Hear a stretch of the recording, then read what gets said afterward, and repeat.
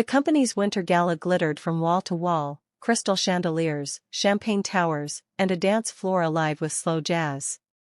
Alara had been nervous about attending, but Maya had insisted she wear the deep red gown that hugged her curves like liquid silk. She'd barely stepped into the ballroom when Julian appeared, looking sharp in black and smiling like he owned the place. "Alara," he greeted smoothly, offering her a flute of champagne. "I was hoping you'd save me a dance tonight." She hesitated, scanning the crowd for Damien, but he wasn't in sight. "One dance," she said at last, partly out of politeness, partly because refusing might cause more questions than it answered. Julian's hand slid to her waist as they began to sway. He was an effortless dancer, but his hold lingered just a little too low, his smile just a little too knowing. "You're wasted on marketing," he murmured. "Someone like you could have the city at her feet." "And someone like you," she replied evenly, "should work on keeping his hands where they belong." He chuckled but didn't let go.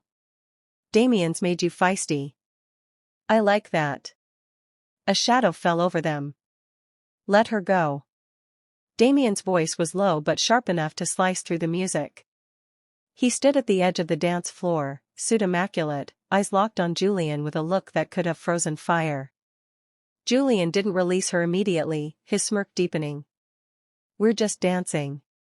Damien stepped forward. "That's the last warning you'll get."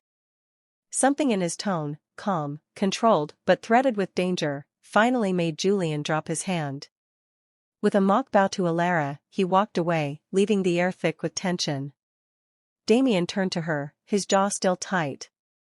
"Are you all right?" "I was fine," she said, though her pulse was still racing.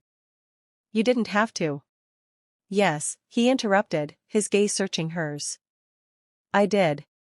The words hit her like a spark. "Why?" He hesitated, then exhaled slowly, as if surrendering something he'd been holding in too long. "Because the thought of him touching you makes me want to break every damn rule I've set for myself." Her breath caught. "Damien."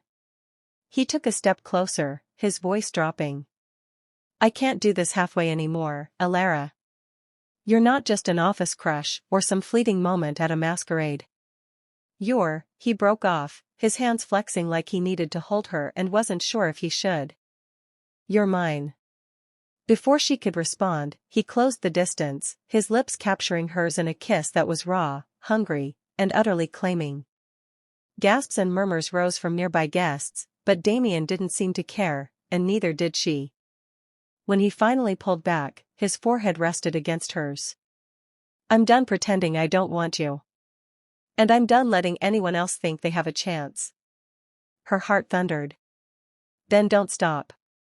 And in that moment, she knew. Whatever came next, there was no going back. Chapter 1.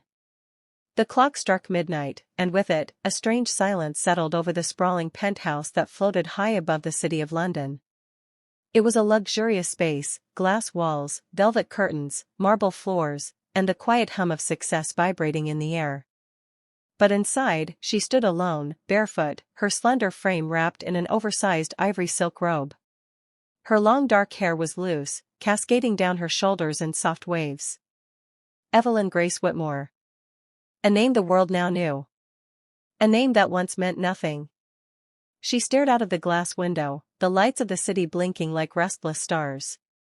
Somewhere below, people danced, laughed, kissed, celebrated. But not her. Tonight should have been a celebration for her too. It was July 26th, her wedding anniversary. She lifted her phone. The screen blinked awake, 12:01 a.m. She closed her eyes. Her body still remembered that date like a wound that refused to heal. 3 years ago, she had stood under the golden arch of roses, wearing a gown worth millions, next to a man who had promised to love her. To protect her. To cherish her. Edward Hughes. Cold, aristocratic, old money perfect. A man with classic suits and a colder soul. But in the 2 years of their marriage, not once had he touched her. On their wedding night, she had reached out to him, shy but open, heart racing as she whispered his name. He turned away. I can't, Evelyn, he had said, jaw tight. I thought I could, but knowing that you've been with someone before. I can't bring myself to pretend. She remembered how the silence that followed had been louder than any scream. You're not clean, he added, not meeting her eyes. I thought you'd be different. But your past, it's too much. His words pierced deeper than knives. She had stood there, in their grand honeymoon suite in Vienna, feeling dirtier than she ever had in her life. The lace on her bridal lingerie had suddenly felt like chains. That night, she cried into a pillow, alone. And that loneliness stretched for 2 years. She walked slowly to the kitchen, pouring herself a glass of red wine, her fingers trembling slightly. The cool marble counter beneath her palm grounded her, barely. The television in the background played quietly. Her own face flashed across the screen. Global icon Evelyn Whitmore, from actress to international legend. The actress-turned-philanthropist is expected at the Venice Film Awards next month. She let out a dry laugh. The world saw a goddess. A phoenix. But tonight, she felt like a shadow with diamonds on. She hadn't spoken to Edward in years. But tonight, she had checked. He was in the news too. Paparazzi had spotted him earlier that day at Heathrow Airport, holding hands with his ex-girlfriend Clarissa, the very woman he used to tell Evelyn was just a friend. Clarissa had always looked at Evelyn like she was less pure. Less refined.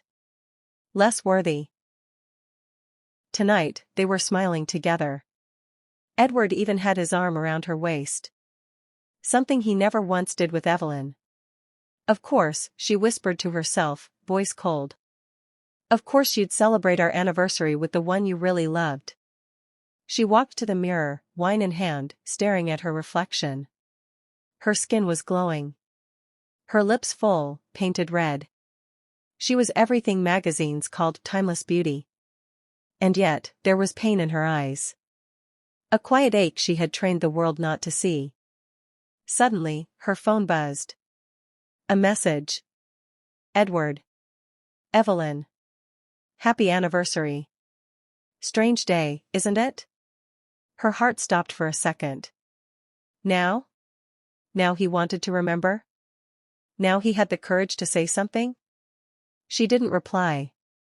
She placed the phone down on the marble table and walked back to the balcony, letting the cold wind hit her face. You couldn't touch me when I loved you, she whispered into the night, and now that I've become someone untouchable, you suddenly remember I exist? The stars above blinked in silent agreement. Somewhere deep inside her chest, something cracked open, not like a break, but like a transformation. She wasn't going to be Evelyn Hughes anymore. Not the woman who begged to be touched. Not the woman who cried on anniversaries. She was Evelyn Grace Whitmore now. A name that meant power. A name that would soon be whispered with desire, envy, and fear. And as the city below carried on unaware, she made a silent promise to herself. The next time a man touched her, it would be with fire, not shame. With hunger, not hesitation. And she would never again let herself be held by someone who didn't think she was worth burning for. Felt wasn't just in her imagination. Instead, she turned to the painting again, her voice steadier. Is that how you flirt? With pain and poetry? He tilted his head, almost amused. No, he said. That's how I fall in love. Her breath caught. But before she could say anything more, a photographer walked in, camera flashing. Sebastian quickly pulled his hoodie up. Next time, he said, leaning down so close she could feel his breath, let me take you somewhere you don't have to hide. And with that, he was gone. Evelyn walked out of the gallery 10 minutes later, her chest still tight, her lips still tingling from a kiss that never happened.